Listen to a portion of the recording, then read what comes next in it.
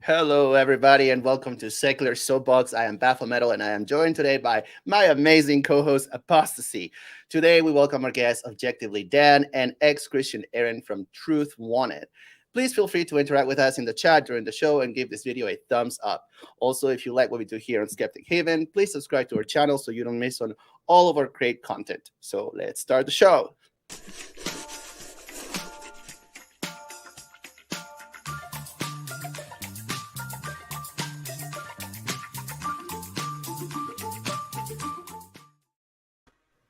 What's up? I was dancing. Hello. Yeah, Stacy couldn't join us. Just kidding. We're having some technical difficulty. Oh, there you are. Nice. It's like, was it something I didn't say? Well, welcome everyone. Hi. Hi. Hi. How's it going? Good.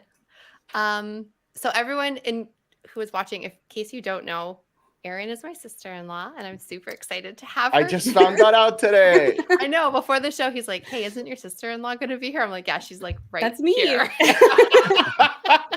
Like, this is Erin, my sister-in-law. So for everyone who doesn't know, yes, we are. Well, did you know that Dan is my brother-in-law?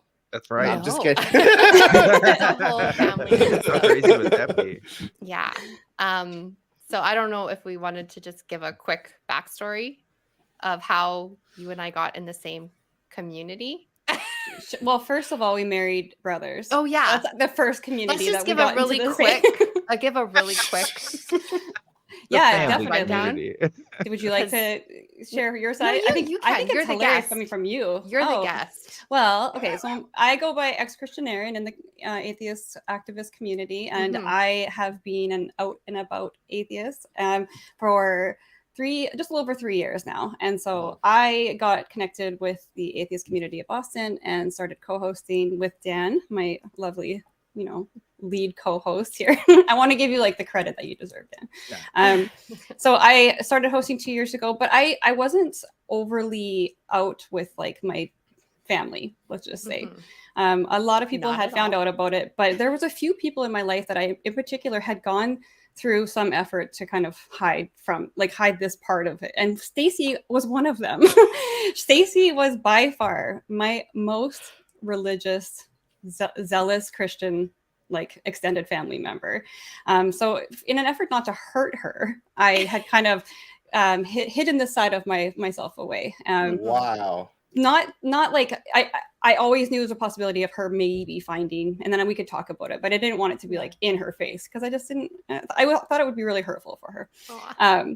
But then after 2 years of being, in the activist community, most of my family had found out, but I thought that Stacy was still somewhere, hadn't discovered it yet. And then one day I got a text message from Stacy, and to more context is that Stacy had moved away. We used to live really close together. We used to go to church together. We used to go to church together, but the last few years, with pandemic and all the other things, we've just been busy. We're sister-in-laws. Obviously, we'll always come back and reconnect, but we just had kind of not seen each other for a while. Yeah. And I got a message from her one day, and she goes, "So I'm watching my favorite podcast right now, The Thinking Atheist, and you're the guest." And if I had like a glass in my hand, it would have like fallen and shattered, or like spit my coffee out all over the counter. I was like, this is the last person I had ever expected to hear from. Not just somebody who discovered my activism, but like that you discovered it on your own terms because you were already deconverted from your own process. Yeah. And so it was like absolutely mind-boggling for me. Yeah. So we're like, we need to catch up. Yeah, like right You were now. on the Thinking Atheist? That's amazing. Yeah, that was kind of like I had been on Twitter a lot before, when Twitter was like kind of a fun place to be. I was on Twitter and sharing my process because I was actively deconverting at the time. So as the thoughts came up, it was my public journal entry. And at that point, like none of my close family or friends had Twitter. And I knew that a bunch of people from the community were on there. So I was trying to connect with people, and I'd shared some of my stories, and let's just say some of my story is like pretty wild and like a little like I don't know. It's interesting, I guess. Mhm. So yeah, I had been invited. Seth had me on his podcast, and we had a 2-hour conversation about It my whole was story. And so good. I'm so glad I did it. I still look back, and I'm really glad that we kind of captured that moment, because I've changed a lot in the last couple of years too. It really caught some of the emotion that I was going through in that time. Mhm. So yeah, and then from there, I just kept kind of getting asked to be on different programs. Dan asked me to come on Truth Wanted as a guest, and then I progressively kind of made my way more and more into the community, and discovered that I actually love doing the call-in style of shows. So I've been a host on Truth Wanted for the last 2 years. Yeah, Wow. and a great host at that. Oh, thank you. Yeah. Thank you, Dan. I have had a good coach, if you will. Dan is excellent at teaching all this kind of online stuff, how to have these conversations and street epistemology and those kind of things. So Yeah. That's so awesome. So I actually feel like I owe a lot of just being here to you, Erin, because it was your introduction or introducing me on Twitter that got Neil, the 604 atheist, who Right. asked me to come on his show. And I really enjoyed telling my story there. And then from there, other people were like, hey, do you want to come on my channel? Kind of the same sort of deal. And yeah, I was like, oh, I actually really like doing this. So I just feel like I wouldn't be here if it wasn't for you just being It's been- like, hey, my sister-in-law Yeah. is now an atheist. And it was really Oh. fascinating time, because I know that when you had reached out to me, you weren't out yet. no. And you were still going through the isolation kind of, Yeah. and I don't know how much you've shared your whole story on this Pretty particular, much all but of it. you were going through that time where you're Mhm. your former church was just being horrible, Mhm. horrible to you. And so Yeah. I had and I understood that Yeah. you needed more community, and you needed some more Mhm. I was kind of do you want to meet everybody? and then it was actually really funny, because I was like, okay, so if I introduce you, I'll introduce you on Twitter, but let's go over a few things. Maybe You did. let's not have your full name. Did you want to do this? That Yeah. kind of thing. Make You sure gave that me you the don't have rundown. anybody that you don't want to know this part of your life on your Twitter. Yeah. We went through this little kind of safety protocol. You did. and then I was like, okay, you ready? We were texting, ready? Yeah. Okay. Yeah. Tweet, and then I introduced you to everybody. Yeah, it was pretty awesome. So thank you. Big Alright. shout out to Secular Rarity in the Glad. comments. Yeah. What up, hi. friend? Yeah, he's awesome. So and Dan, when did you start Truth Wanted? How many Yeah, years so ago? Truth Wanted, I started in 2018. Okay. I was still at college at the time, and I was a Okay. volunteer at the Atheist Community of Austin. I also lived in Waco when I first volunteered with them. So I used to drive from Waco to Austin, Texas, which is about an hour and a half drive every weekend, Wow. just so I could do call screening, because it was literally the only Oh. community that I know. Mhm. There's no atheist community in Waco, right? There's none of these people that I know. But I had kind of been known in the community a little bit, because I had a video a couple of years ago with a guy named Anthony Magno Bosco, where he does a thing called street epistemology, where he talks to people on the street about their beliefs. And I was a Christian at the time, and he talked to me when I was still a Christian. So there are some people that kind of knew me in that space, which was weird, but I didn't have too much of a presence online. I was doing a street epistemology podcast for a little bit, and I was doing an interview here or there on some people's shows, but I didn't have anything for myself. And there was kind of an opening for maybe some new material for the ACA at the time, right? Okay. And I kind of had this idea of there's all these call-in shows. Well, at the time it was just Atheist Experience, and then Talk Heathen had just gotten started. So it was okay, so we have some of these shows, and some of these clips I could never show my grandma, right? Because it's it's a lot of cussing, it's a lot of very intense conversations, and it's just atheists are kind of the target audience, which I don't want to begrudge that and say that that's a bad thing, but I was interested in making material that could be a bit more accessible for people. And I also wanted to tackle beliefs that weren't just about Christianity. I mean, that was Right. 90% atheism versus Christianity was kind of 90% of the conversations that happen on Atheist Experience, because most of the United States and people who call in are Christians, right, for the most part. So I wanted to open it up to a kind of alternative beliefs. So Truth Wanted was kind of where I went with that. It was kind of oh, it kind of sounds like a woo thing, so the idea was I want guests to happen every week to come on the show, so it's not just me all the time, but what ended up happening was, because I had started this, and this was just me and about 2 other people, volunteers, also making the Mhm. show happen. I was the only host for about 2 years. Oh wow. And it wasn't really intended to be that way. It just kind of happened, especially because the time slot was different. And so there wasn't any other hosts. So there was a policy change at the ACA at the time, saying, well, we want to try to like have every show have a couple of different hosts, so we're not reliant on just like one personality. Mhm. So earlier that year, we had another guy, Puck, who's still a great friend of the show. He's kind of been busy with some other stuff, so he's taking a break from hosting on Truth Wanted at the moment, but he was active at the time. And then later that year, after Erin came on, she had this great presence that was really awesome.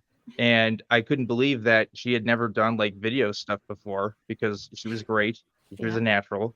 And we were thinking about expanding our host lineup. She was one of the folks that we were considering, and she graciously said yes to that. So she's been the Nice. host now for Truth Wanted for about 2 years, like we were talking about earlier.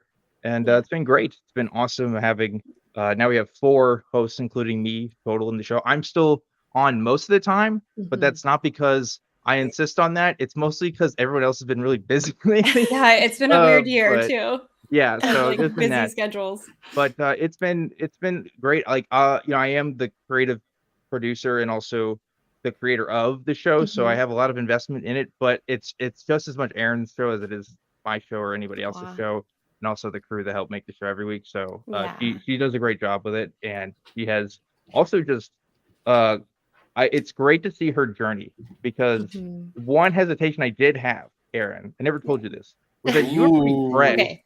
You were a fresh atheist at the time. And I like that's a was. big deal, because like you can obviously you change, right? It's like what you think first, hot off the press, may not what you think like a couple Yeah. years, but Mhm. you've only gotten better as a host. You're great, and yeah, everyone loves you, Erin. You're a great host for Truth Wanted. Oh So my gosh, yeah. thank you.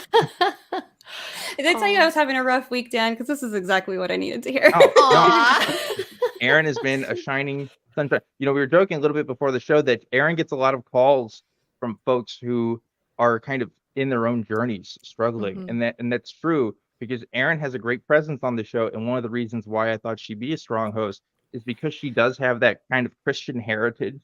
It's kind of like she understands what it's like Yeah. being in that background, which I find to be different when you talk to folks who were non-religious their entire lives, right? Like Mhm. there's a difference in kind of understanding there just intuitively about what those experiences are like. And also because it was so fresh for you, Erin, I think that's Yeah. been also very Mhm. helpful for a lot of people that call in. It's been 10, 20 years Right. since they've, Yeah. kind of deconstructed their beliefs. And I think you being still fresh with that has actually been to your advantage a lot of times too. So I'm hoping so. I hope so. Like that's my I mean, I myself I often bring in a kind of like a lens of like going through like my framing it as like trauma and Mhm. going through counseling and like healing as a part of the process of deconverting for myself. And so when people are talking about their stories, even if it's somebody calling in to argue, I really do try to get back into that frame of mind of like, what is this person going through? Like if they're arguing with me over like the rapture or like something, I try to remember like what it felt like for me. And like, I hope I never lose that. In a way, it's nice to get the further I get away from it, the better for me personally. But when I'm talking to somebody, it's good for me to be able to kind of draw on that experience so I can like, converse with somebody with a little empathy for what they're going through. Yeah, I mean, sometimes it's not always there, but I try. Yeah. In a way, to me, it reminds me of like you don't forget what it was like to be a kid, like so you can relate to your kids, right? So as much as you don't want to necessarily like still live in that framework of being a child or being a Christian, you don't forget what it's like when you were a kid. And I can relate to how my kids are feeling. Like last week, my son, he wore a new pair of shoes and he got teased for them, right? And I totally understood how he was feeling. And I was like, no, you don't have to wear them again. And I don't care that we spent the money on them. I know how you're feeling right now. So same with Christianity, just how they're thinking. Because I used to think like that. And it's like, it's frustrating to talk to them, but it's like, no, I used to actually think like that too. So well, Stacy, the Apostle Paul says, when I was a child, yeah, I thought as a exactly. child, I spoke as a child. Now that I'm a man, I Yeah. put away these childish things. Yeah. So, you know. That's a good analogy though, that like being able to put yourself when you've been through it. Right I think back. one of the harder things Yeah. for me is being able to relate to people who didn't go through traumatic religious Right. experiences. Hmm. And that was actually part of the things that have changed since the beginning for me. I had this kind of view that it's always going to be harmful in like a very personal way. Like, yes, we Mhm. can probably all agree there is some, you know, there are some harms that can come with a religion just on Yeah. a Oh, wider absolutely. aspect. But I had this kind of view that like even if people didn't know it, that they had been traumatized. And I've talked to enough people now to realize some people didn't really have as bad of an experience with it, and that's okay too. Yeah. Oh, They can definitely. just have walked away for different reasons. And so really trying to be open to everybody's experience, even if you never believed ever, and why, you know, you have your view of it. Some people Mhm. have a completely different way of looking at the whole thing than I do, and just, you know, that's okay too. Yeah. Yeah. It sounds like it comes down to empathy. And Yeah. do you think that Christianity teaches empathy? Ooh. I think it can. It's just, you know, there. How many different theologies are there? How many Yeah, different it depends. denominations are there? It can, but not always. No. You know. I think they like to think they're teaching it. Sure. I think that's one of those like, well, what are we talking about exactly? Like, I think that a lot of the things that were taught to me as empathy is not what I would say is empathy now. So like the, you know, ability to be kind to somebody, but like true empathy is where you're, you know, like when you're really just allowing that person to have their own experience and you're just walking alongside of them rather than, you know, trying to control the situation, like seeing where they are maybe disadvantaged or oppressed in some way, but then using that to kind of swerve them over this way. That's not empathy. That's you know, that's, what would you call it, like that's targeting somebody, that is manipulating somebody. So manipulating. true. Yep. Yeah. And I mean, there are similarities, like both can look like kindness, and both can look like putting yourself out of, you know, but to try to give somebody something that they don't currently have or whatever. But I think when you get down to like what the real kind of meaning of empathy is, I think it's a little bit distorted in a lot of Christianity or the denominations. Yeah, definitely. So what have been some of the more like bizarre calls that you guys have gotten, seeing as you have had, you wanted to kind of make it more like you can call in about woo stuff. What have been some strange calls? So obviously, you know, even though we try to target different kinds of beliefs, we still talk about Christianity quite a bit. It still ends up being a topic, but I am happy to say we have had a lot of different topics. I mean, I'd say the next most popular topic outside of religious topics is alien stuff. We get a lot of alien stuff. We've gotten some Bigfoot calls, like from real believers. I've talked to 2 Scientologists. I've talked to several flat earthers. I've talked to all kinds of folks. Talked to a guy that believes that there is a snake god. You know, like lots of different combinations of beliefs, and some stuff that's just like out there, where it's just like, I think the universe is God.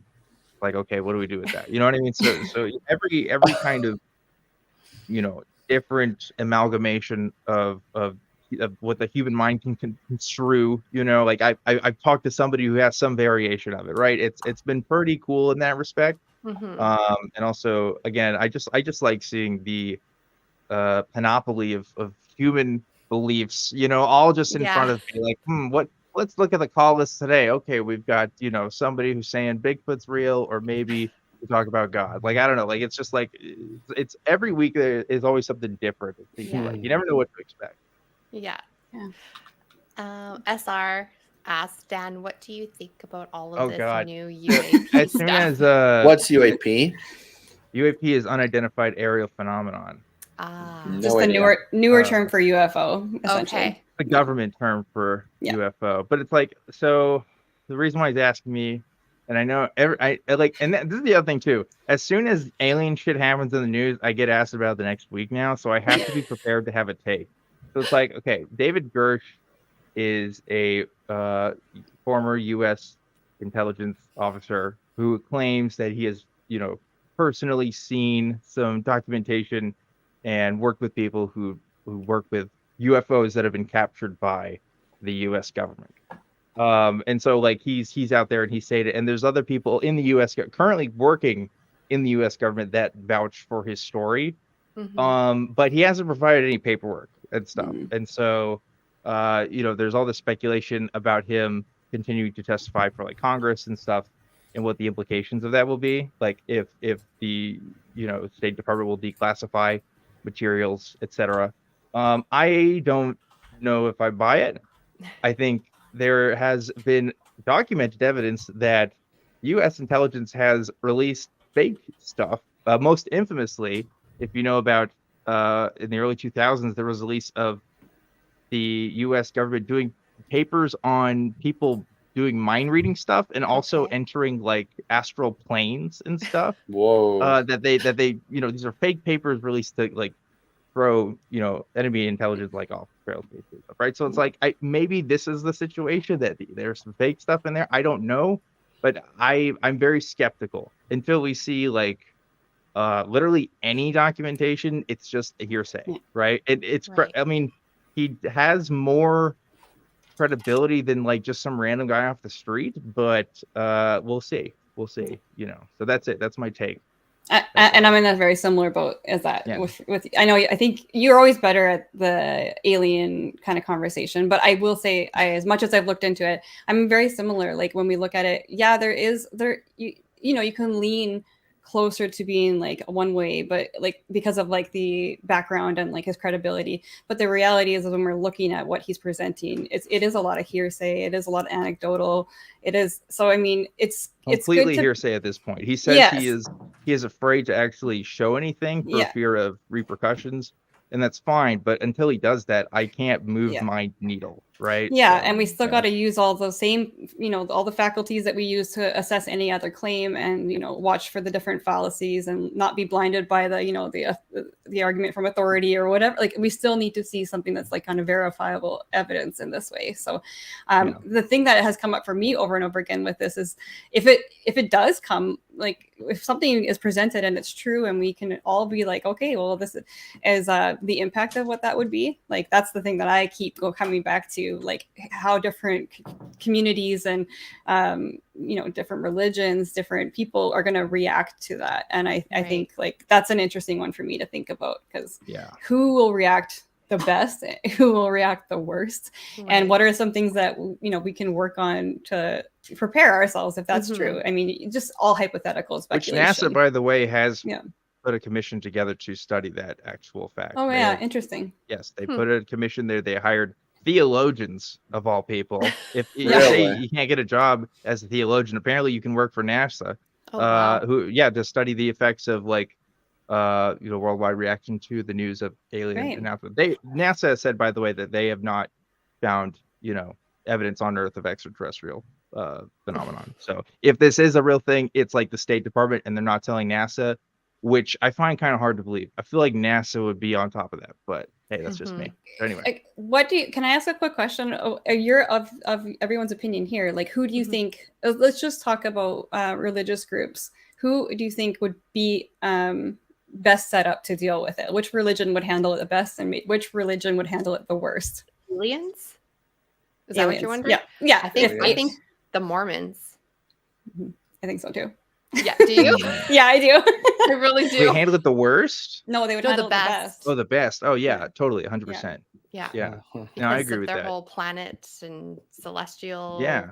I feel like you could make it work. Yeah. Well, I mean, I would say maybe the Raelians, like the UFO cults, maybe they'll go first, and they'll be like, "Yeah, I told you so," and then the Mormons. Yeah. So, okay. Good point. Yeah. And maybe Scientology as well. Oh, right. Maybe Scientology. Yeah. I don't even put them in the category of religion. I just think they're so out there. Amish would be dead last. Yeah.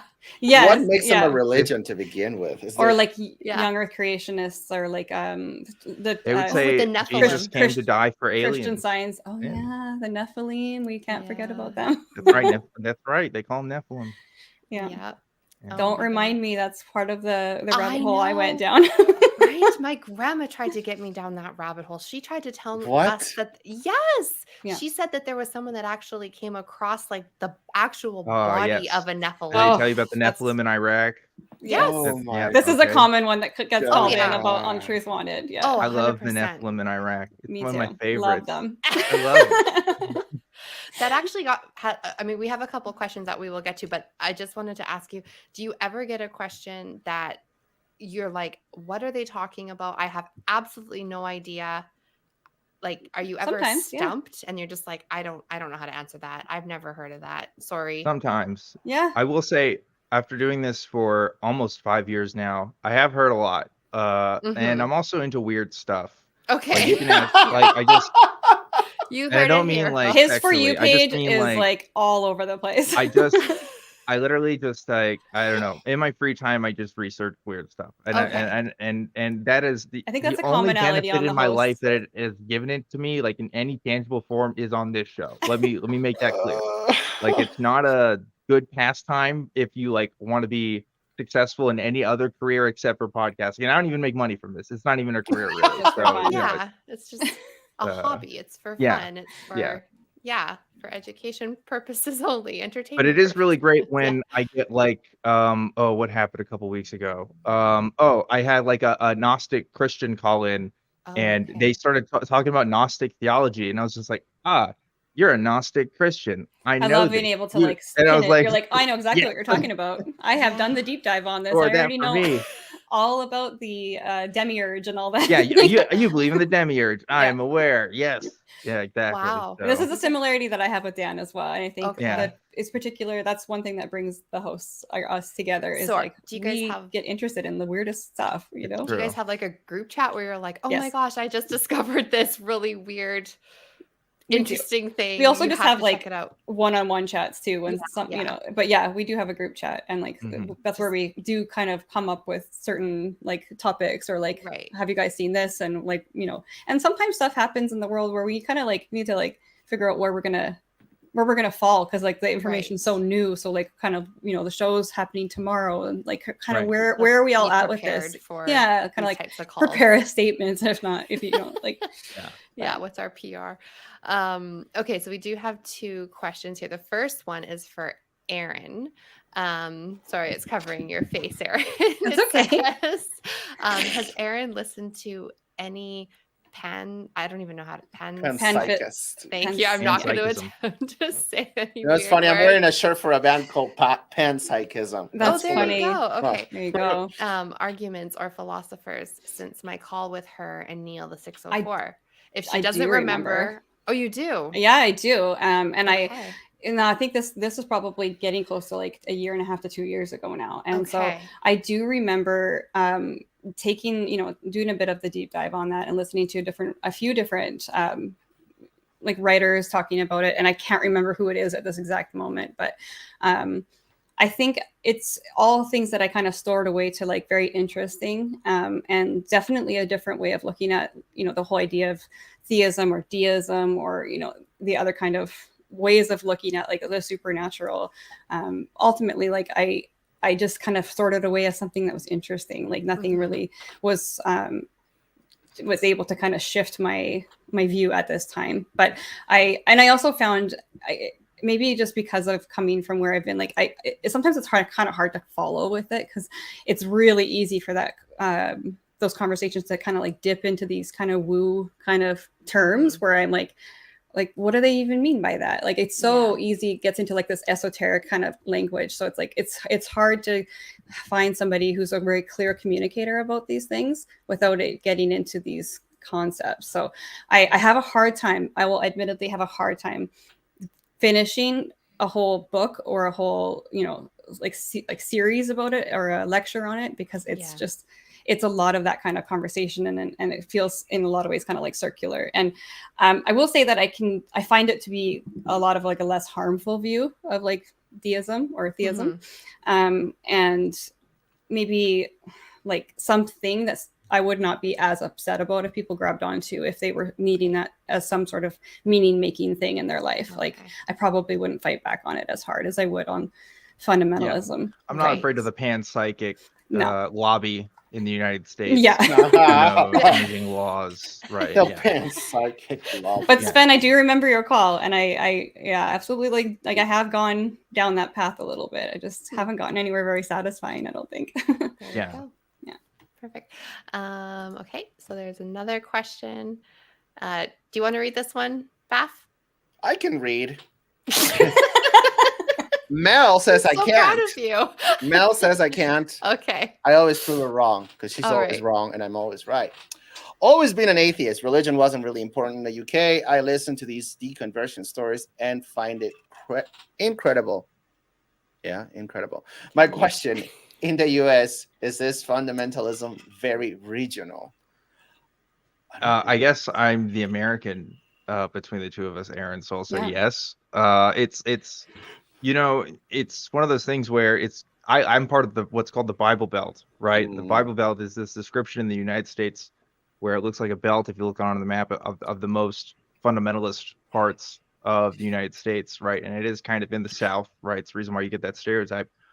So yeah, it is there. But you can also find fundamentalism in like big cities. Like I knew fundamentalists when I lived in like San Antonio, which is a huge city by population. So yeah, it is kind of everywhere in the U.S. at least. But you're going to find it more in like Arkansas than you are in like Maine. Like so there are kind of these pockets where it can kind of develop. Fundamentalist Christianity is very big into these kinds of communities that you may not be aware of, right? So like homeschooling communities often intersect with Christian fundamentalist communities, for example. So like these kinds of networks that are just going to go unseen by the average person who isn't already in that world are going to exist. So I'd say it's more common than what people think. I mean, it can be, depending on how you define fundamentalism, up to a third of the United States. But yeah, it's a pretty big deal. I mean, Canada, Erin can maybe speak to that, but in the United States, definitely. So if I'm talking about it from the Canadian perspective, it is the exact same thing with reference to the same population, because I think that this has less to do. I mean, yes, there's a spotlight on the US right now, but there's a lot of evidential work done on like where are the most concentrated populations of this type of beliefs, and we know that it's when there's city dwelling people, there tends to be less. The more there's multiculturalism, it tends to be less. Higher levels of education, it tends to be less. So I think you do see the same thing reflected kind of all across Western world in general. We do have areas that we call the Bible Belt as well in Canada, but it reflects that data. So it's in the areas that are more rural areas, that there's more homeschooling areas where there is not a lot of diversity in the type of people who are living there. So you see the same thing. Canada is just less populated, so you don't see these massive bubbles of it, but you will find it all over the place, even in the right in the middle of Vancouver, like one of our like the biggest city I live near. You'll still find people that are have extremely fundamentalist belief and are all the way on that side with anti-scientific beliefs and that sort of thing. So, but it's a human thing, not necessarily a regional thing. Yeah, I'd say so. Yeah, that's my thought. Well, I only worship the flying spaghetti monster. Yeah, delicious. Definitely. Delicious. Those are great questions. So what else, what other kind of calls have you guys received that are just completely out there? And like we talked about the Nephilim. Have you had any kind of like pushback? I mean, I'm sure you have, but the pushback you get, like, how heated have your calls gotten? Have you ever had to hang up on anyone? The hang up ratio. Yeah.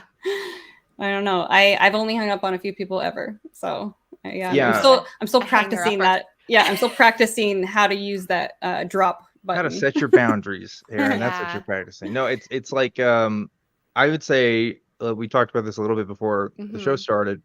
Like out of all the Atheist Community of Austin hosts, Erin and I are probably on the lower end of number of times we've hung up on people. But we definitely hung up on people for one reason or another. I know for myself, it's just I have to evaluate whether my interlocutor is actually honest. And I've been able to have many of conversation with people who have completely divergent worldviews from me, but we're still able to, if not have a productive conversation from the standpoint of changing minds, at least have a civil conversation, right? That's listenable. But there are some people who just want to talk and just like will insult you on the air, and it's just like, all right, I'm just gonna not talk to you. I am under no obligation to listen to you. You're really, I'm doing you the favor of having you on the show.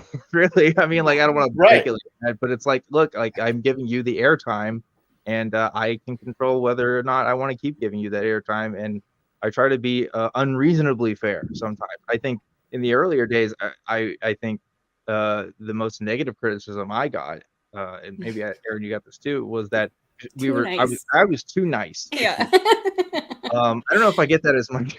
You're a Well, nice guy. a few things Yeah. though is like you had said on the the top of the show, like the reason why you created a new platform with Truth Wanted was to have more diversity in the type of calls that happen. So there's nothing wrong with all the different formats that have happened. Those calls are extremely important, where you get an extremely confrontational call, where you get those things are, I really, really do believe that those are very helpful for certain people. And then you get these long philosophical conversations that can go on for a really long time. Those are also really important. And sometimes you have the calls where we talk about aliens, and those are really important. So different kinds of voices, different kinds of hosts. I mean, with the ACA, like we obviously do have some kind of guiding principles that we use for what kind of calls we take. We have amazing like call screeners, and we get a lot of good callers. It's not often that we get like people who are really deceptive, but it's most likely comes in that form where they get past the call screener, and then as soon as they get on air, they switch topics and they start spewing their bigotry or whatever. And then that's something, it's easy to hang up on those people, because just none of us are going to put up with that. And Erin brings up a good point, because part of what I think the mission is we do want to model how people can have similar kinds of conversations with the people that they know. And so if we hang up, like, you can't hang up in real life, right? At the same time, I have my own personal limits of patience, and also just like I have a guest as well, and it's like we gotta have like a decent conversation. But some people listen to us because they want to hear talking points, right? They want to be able to like, how do you counter stuff with people, right? And so like that's also important too. So and realizing that. So, sorry. No, go. I mean, at the end of the day, it's all content, right? It's all like, look, somebody's gonna enjoy that I hung up on somebody. I don't know. Yeah, that's true too.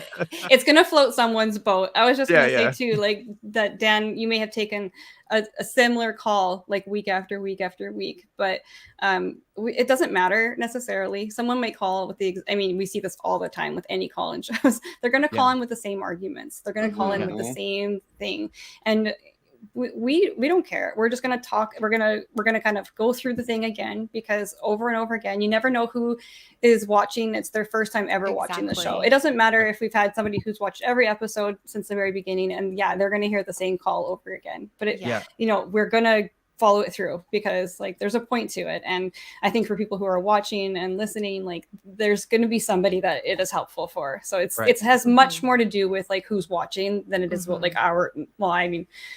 of course, it's about our experience too, but it's a lot about what we want to provide for the audience. It's and it's not just for the live show too, because people can watch it again like later on. It's a resource for people. Exactly. Right? Absolutely. Well, I like this comment by Kelly. Hi, Kelly. He says many Mormons believe Bigfoot is Cain. Yes. Oh, what? Really? Stop. Hold on. Yes. What?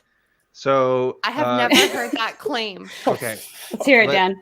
You want to break it down? Do you know the Erin's done it too many times. No, I know it, but I don't think I could. It has to do with the fall. It has to do with the fall, right? But I think you probably. Well, no, actually, it's actually there are so many rabbit holes. It's even weirder than that. So okay, so the idea is right.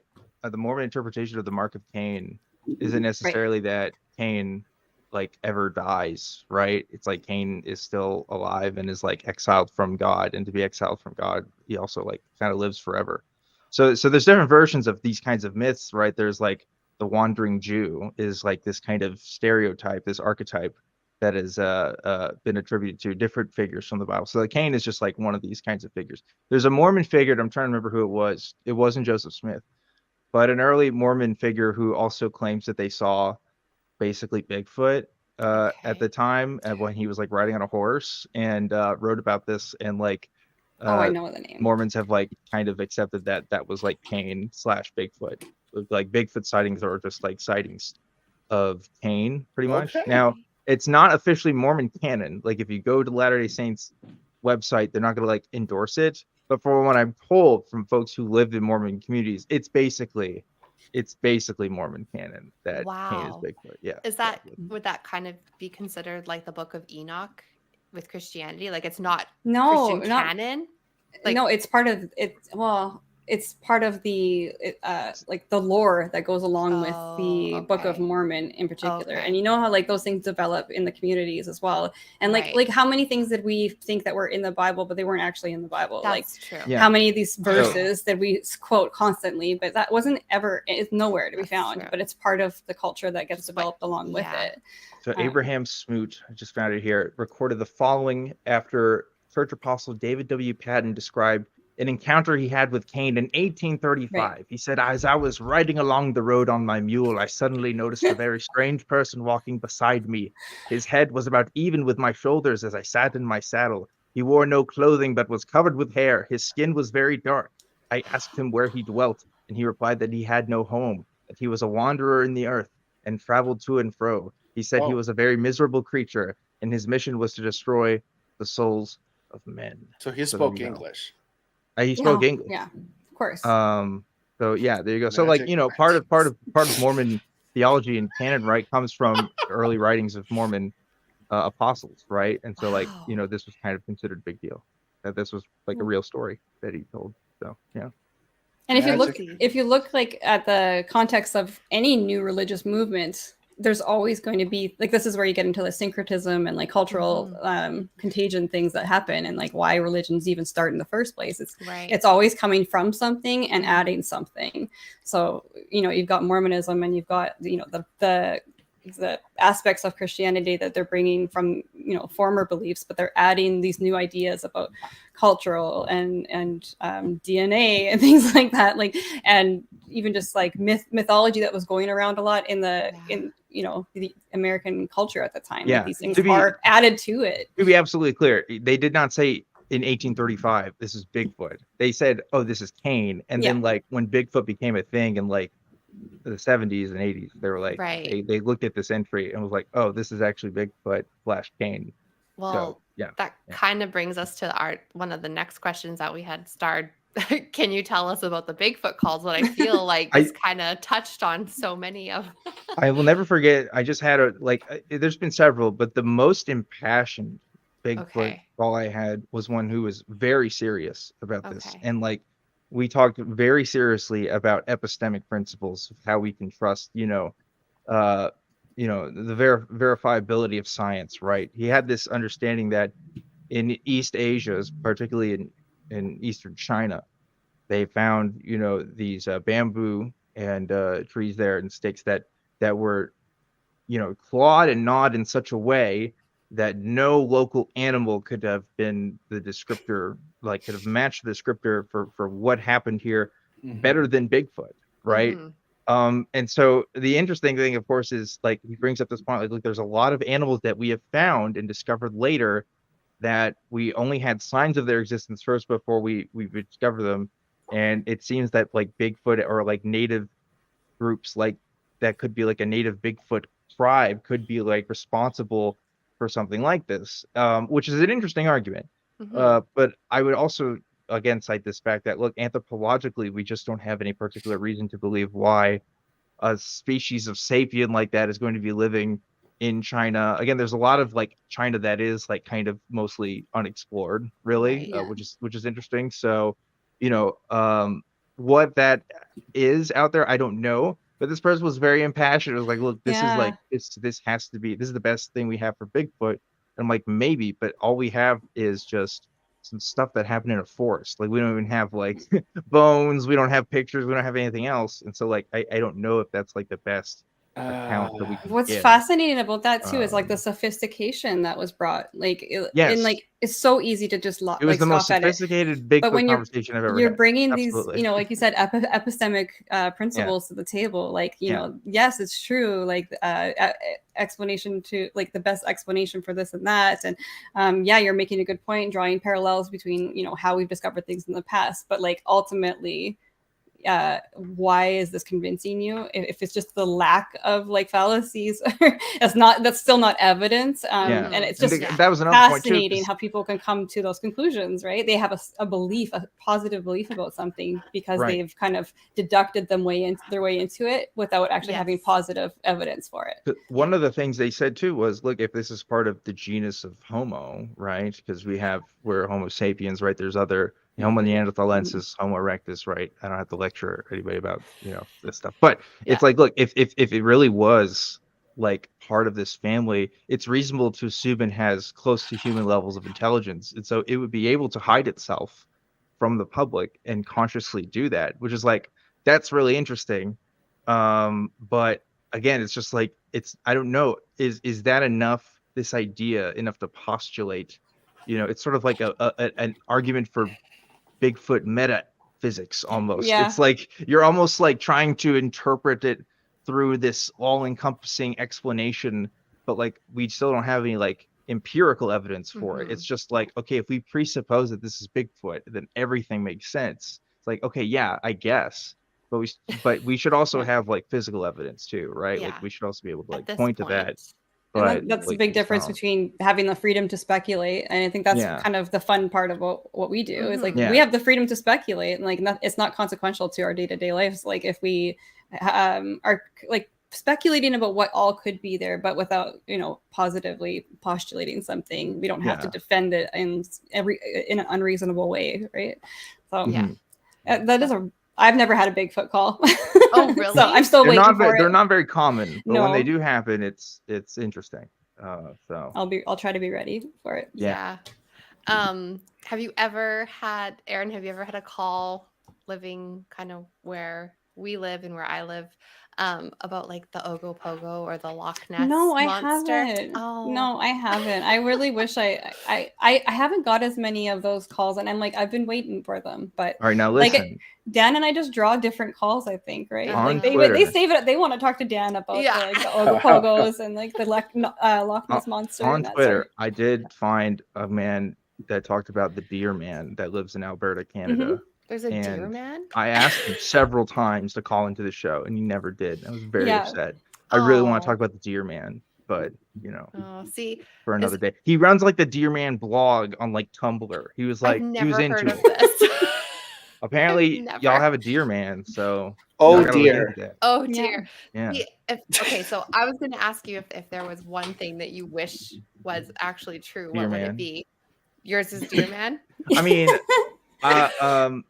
like, I've talked about. Oh God, I've been asked this before. Oh, What is the okay. name? Can't remember. Hold on, I'm stalling. Aaron, go. You do yours. Oh gosh, no, I'm like trying to think. Okay, well, then I'll no. answer. Yeah, go Because for it. mine is the Ogopogo. Which Really? is, Yeah. I really do. Which is like, that's where I live. There's a massive lake, and it's basically like Oh, I know the answer. the Loch Ness monster, but for local people. And we have like statues of it everywhere, and it's just, yeah. So I'm I've looking It up is true. wanted It's Deer a man. Canadian. It's a It's an Canadian icon. treasure, really. Yes. The Yeah, it Mogo is. Pogo. Wait, what is Ogo. Ogopogo. It's like the Ogopogo? Loch Ness monster of a very like large lake O-G-O. system. it? I like the band Oingo P-O-G-O. Boingo. I never heard of Yeah, Ogo no, it's Pogo. not that. Okay, there's a Ogopogo. new one. All right, saving this one. Ogopogo. Putting this Is in it the related bookmark. to the hokey pokey? And you turn Okay, so yourself around. I found, okay, because the reason why I always forget the name of it. Well, first of all, Nephilim. I gotta give shout outs to the Nephilim. I Yes. love talking about Nephilim. It's like probably my favorite thing to talk about. Yeah. But what I the wish was Nephilim is super real, cool. is Makole Mbembe. Now, Makole Mbembe is a dinosaur that Oh. lives in Africa. And one of the reasons why it's my favorite is because it's this cryptid that lives in Africa, and it's been used by creationists to assert that dinosaurs are not only still on Earth, but also this is, of course, evidence of a young Earth, right? Because if dinosaurs are coexistent with human beings, Yeah. then that just throws out the whole old Earth theory out of the water. So there has been more than one attempt by young Earth creationists to spend a week or two in Africa to find this mythical dinosaur. And I just think that's the funniest thing in the world. Are there That photos? like you have that much time on your hand, you leave your wife and kids to be Yeah. like, honey, we gotta find the dinosaur. We gotta do it. And like that's just awesome. I just love that. So Oh That, my and that goodness. she's gonna Mokole submit. She's Mbembe. gonna submit to that crazy idea. She would. God. She had to. Absolutely. My one thing I wish was true, and I remembered, I've said this many times. I wish witchcraft was true. I wish that you could just put some, tea leaves in a thing and then swirl it around and then have things happen. Like Right. I really have always, I'm drawn to the aesthetic of it. I'm drawn to, I love plants. I'm a big plant person. I love learning about all of that stuff. But I really do wish that there was some aspect of witchcraft But that Erin, was real. There'd be a lot of like political assassinations if you think about it. I know, right? I know. I don't. We I would just get to be attacked clear, spiritually. I just want it to work for me. Okay. No one For else. you. So like there's Like- like muggles and then there's Erin. Yeah, The I Erin just craft. Yeah. yeah. I mean, we're talking about our wildest dreams, right? Like I Exactly. wish that I just knew the secret to make witchcraft actually real. Fair. Fair. Yeah. That's good. That's fair. Just wanted to say thanks for our super chat. Yeah. Someone keeps for Jamie 999. Just want to give this show to show my support for the fact that this episode developed into a Bigfoot episode. Hashtag Yes. Bigfoot is love. Bigfoot is life. Yes. Thank love you it. for Yes. that. Yes. We love to see it. Bigfoot is love. Yeah. I have to say, I talk about my grandmother a lot during shows. She tends to buy into all of this. She recently tried to tell my mom about a Bigfoot that one of her YouTube families she watches.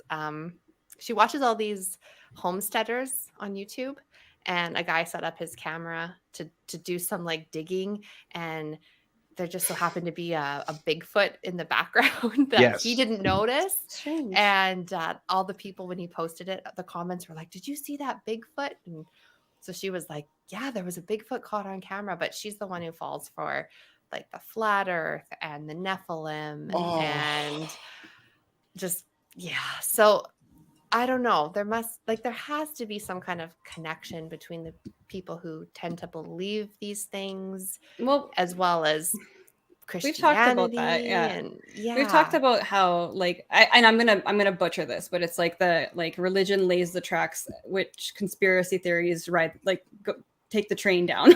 Yeah. The mental processes is very it sets you up to believe those things, and when you Yes. don't have a good epistemology and you don't know how to assess these things, why don't more people fall for the conspiracy theories? And those are the people that when we kind of tend to see them as the ones who are currently actively having cognitive dissonance. So we want to talk to them, because if they believe this on Sunday morning but they're not kind of falling for this other thing that has the exact same evidence, Yeah. let's sort this out, right? Yeah. No, it is very fascinating, and that's kind of when I started to deconstruct and deconvert. It's when I kind of stepped back and looked at, hey, all the same people that are falling for these conspiracy theories, they all tend to be evangelical Christians. Yes. So There is a that- big through line. Mhm. Especially if you look at movements like the Q movement within the Yeah. United States, and it's Yep. also in Canada, but It is. in Yeah. United Definitely. States in particular, I mean, there's literally Q churches. That's also a Yeah. phenomenon, right? Like Christian fundamentalist texts That's have crazy. tried to be reinterpreted under the Q narrative. That's gosh. definitely a through line. So That's actually scary. Yeah. Really that, it's scary. real. Yeah. Christianity was like the QAnon of the first century. There's that too. Community. I mean, it kind of is. Yeah. Yeah. Yeah. I mean, could see like that. You're if taking we- you're taking Judaism as we know it, but then we're you're giving it a new Messiah, Right. it's If- that's Mhm. Q now, and when you look at a Trump figure like and- David Koresh, right? Mhm. And most people are going to say, "Oh, obviously that's not real because, well, this is what Christianity really is." And here's a new guy. That's kind of like what Jesus did with Judaism. Exactly. Judaism was kind of a thing, and this guy's like, "No, I'm the Messiah." Mhm. Literally what David Koresh did. So I don't know. It's Wow. kind of the same. So Yep. Exactly. Wow. Stacey's gonna. I'm gonna stew on that for a little bit. It really is mind blowing when you really do think about it in that context, yeah. and just how So- it has lasted. Oh, Oh, we look got at that. two super. We got two super chats. You go for it. I'll put it up and you can read. But it this one is in And- pounds. David is. Koresh Oh, was killed by the copper. government. You know who else was killed by the government? Exactly. You know what I'm saying? Yeah, you're right. Okay. That stuff doesn't just happen. I know Nope. some pubs in It doesn't just Scotland. happen. I know some pubs in Scotland. You can get what? You can get a Okay. foot fight. Mhm. Oh, in a foot fight by denying the Loch Ness monster. Oh my goodness. I mean, Wow. I'm down. It's I'm a down to national fight. treasure, right? So yeah. you don't go to Scotland and then start. Good fight. I'm an idiot. stating I really things like can't that. read. Oh, I'm gonna see myself out. It's a That's good hilarious. fight, not a foot fight. Good Wow. fight. I feel like a food fight would be a good fight. But That's thank okay. you so much for those £5. Yes. I love it. How much is that in dollars? No clue. But thank you. More. It all helps. Yeah. And $9.99 from Sven. If Link donates, so must I. Thanks for the stream, guys. You all seem like genuine and nice people. Oh, well, I'm glad I was able to deceive you for this. Yeah. That's good. Thank you.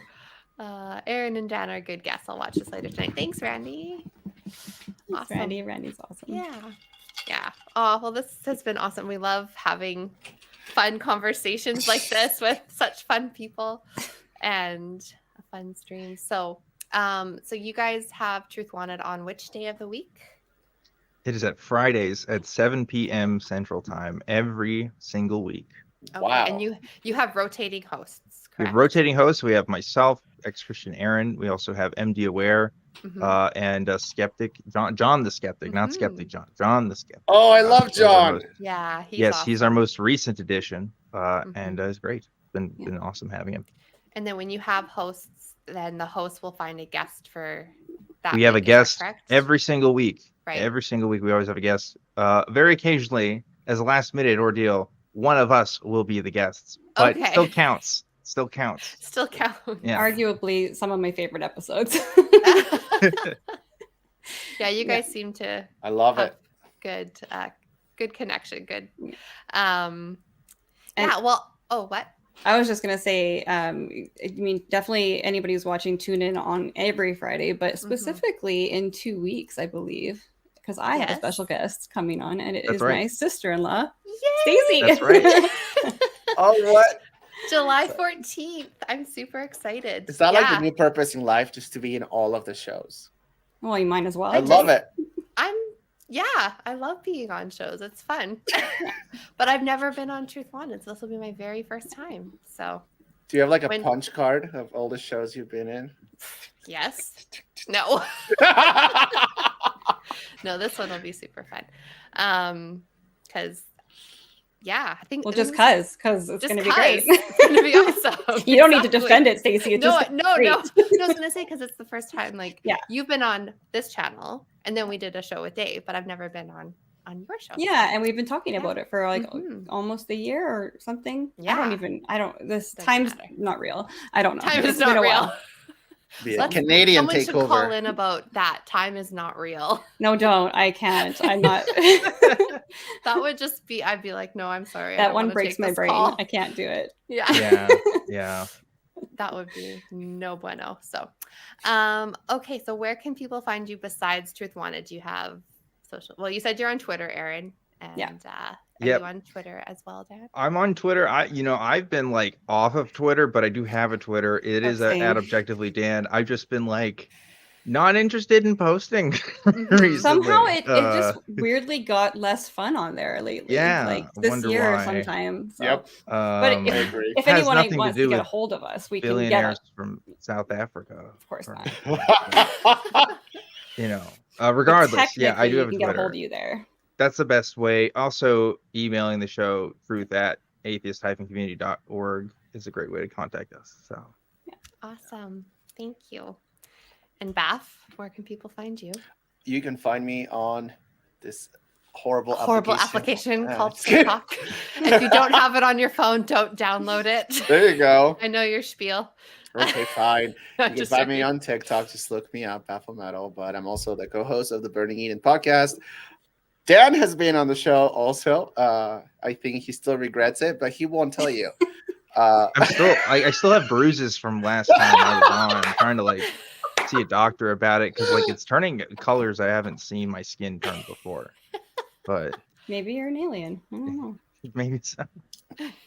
Yeah, it's a satire comedy show, and we talk about serious stuff as well. And you can find it on YouTube as well as audio only platforms where you listen to your podcast, the Burning Eden podcast. Perfect. Thank you. Awesome. Yeah. And Erin, I don't know if you know this, but my mom and I started a channel called the I- Stacey's Mom Podcast. My husband and I just Oh, stumbled that's stumbled so upon that, good. and Did we love it. It's so Really? good. I Yeah. actually thought I wanted to ask you to come on, and I was wondering if maybe you don't even have to the ask, both of of you course. would come on. Well, I wanted to see if Oh. you both wanted Like to. my husband. Yeah. Oh goodness! But you don't have- that'll you be don't a have to different ask him. question. Okay, you don't have to see. He might. That would be like that would break the internet, I think. So But Brian's I don't know. coming on, but either Get way, them on you, together you then. come on for sure. No. Yeah. Okay. Just because I thought it'd be a kind of a cool story to have Yeah, no, your it actually version would. with also with his perspective. So, anyways, we can talk later. But Yeah.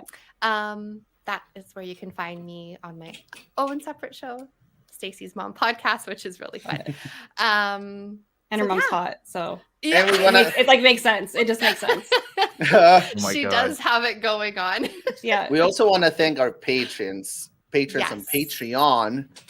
I always mess that up. You can tell English is not my first language, so that's my excuse.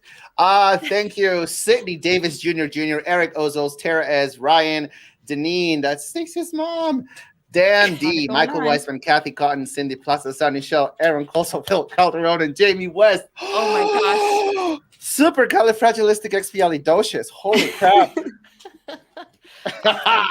Perfect. That was well And done. don't forget to subscribe to our channel because we have tons of other shows, which is covering poor Dan's face. Secular Soapbox. We're on Wednesdays, Thursdays, the Sunny Spot. Got a standing Saturday. desk now. Yeah, so there you go. move that down. There we go. Saturday, we have the Global Atheists and Women Atheists Unloads. And then Sundays, we have Let's Talk. So thank you both for being here. This was a lot of fun. And Adjust real quick. I freaking love it. Thanks for having us. It was Yeah, great. thank It was you. Yes, thank you. a It was good. treat. This was great. Okay, well, I'm just gonna laugh my way out, and I will too. It's a Canadian thing. yeah, see you all Bye. next week.